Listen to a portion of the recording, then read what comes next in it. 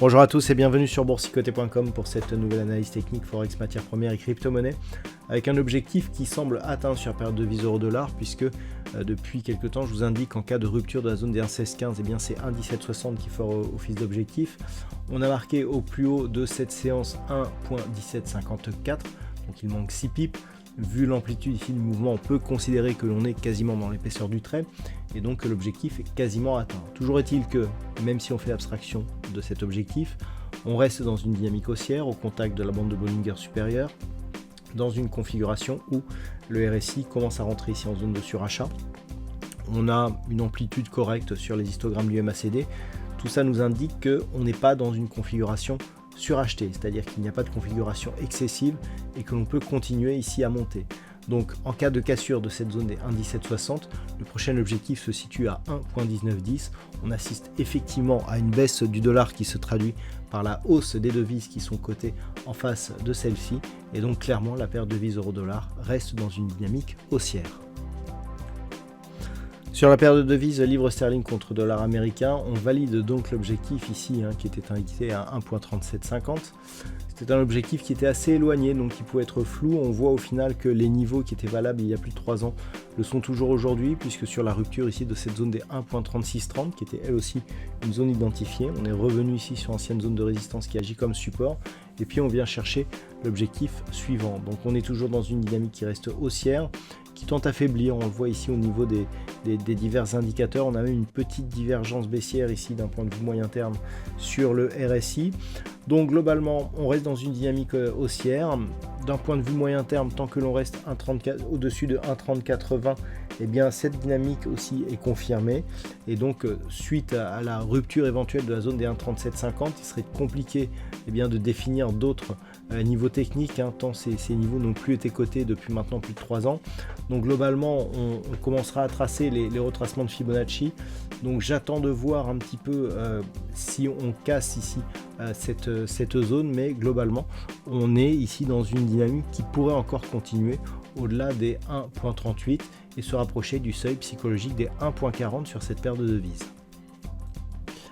Sur l'once d'or fin, on revient ici casser la zone des 3290 $ l'once. Donc on est en train ici d'annuler le signal haussier qui s'était développé suite au contact ici sur la bande de Bollinger supérieure.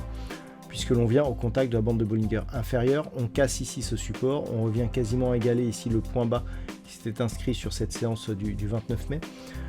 Globalement, effectivement, on est plus désormais dans une zone de temporisation, tant que l'on est entre 3166 et 3500 $ l'once, phase de consolidation horizontale. Par contre, en cas de rupture ici, la zone est de 3166 $ l'once, on commencerait à avoir un signal de retournement majeur qui pourrait provoquer une accélération ici en direction de cette zone des 2960 $ l'once.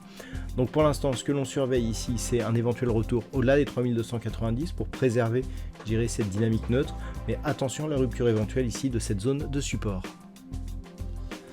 Sur le brut léger américain, on est sur une configuration identique depuis 3 jours, c'est-à-dire on est monté ici au-delà des 77, on redescend et on se stabilise ici sur la zone de support des 64,15 $ le baril. Donc pour l'instant, on reste ici dans une dynamique qui a voulu accélérer et qui consolide. On reste au contact ici des moyennes mobiles 20 exponentielles. Donc clairement, ça reste haussier, je dirais, comme setup, avec comme, je dirais, nouveau vecteur de déclenchement, un retour au-delà des 68,30 $ le baril. Par contre, on commencerait à invalider l'éventualité de cette reprise haussière sous cette zone ici des 59,70 $ le baril. Et enfin sur le Bitcoin, on se stabilise ici autour de cette zone d'équilibre des 107 000 $ pour un Bitcoin. Donc globalement entre 102 000 et 112 000 $ pour un Bitcoin.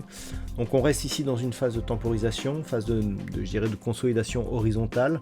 On a un trend en fait qui est légèrement baissier. Pour invalider ce trend, ça serait bien de casser ici cette zone de point haut que nous avions eu dans le courant du mois de juin, donc avec une zone ici proche des 110 000 $ pour un Bitcoin. ne serait-ce que revenir ici sur 112 000, eh bien, reneutraliserait ici cette configuration.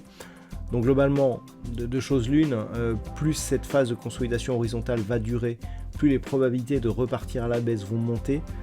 On a commencé à fragiliser la zone des 102 000. Si on revient sur cette zone assez rapidement, il doute que la cassure sera un peu plus ample que ce que l'on a eu ici sur cette phase. Par contre, si effectivement les cours reviennent ne serait-ce qu'au-dessus de 110 000 temporairement, on resterait donc dans un biais totalement neutralisé qui nous indique que la dynamique reste haussière, puisque on est parti ici d'une impulsion, on a marqué un nouveau record, on se stabilise. Là, je dirais la probabilité voudrait que l'on casse à la hausse pour venir inscrire de nouveaux records. Donc attention ici, on est un peu au milieu, donc difficile de savoir quelles sont les priorités, mais légère priorité haussière. Par contre, en cas de rupture ici, risque de retournement de la dynamique avec comme objectif une zone qui va ici entre 95 et 97 500 $ pour un Bitcoin. Voilà donc ce que l'on peut dire sur l'analyse technique de ces principaux actifs de marché. Je vous souhaite de passer une très bonne soirée et un très bon week-end.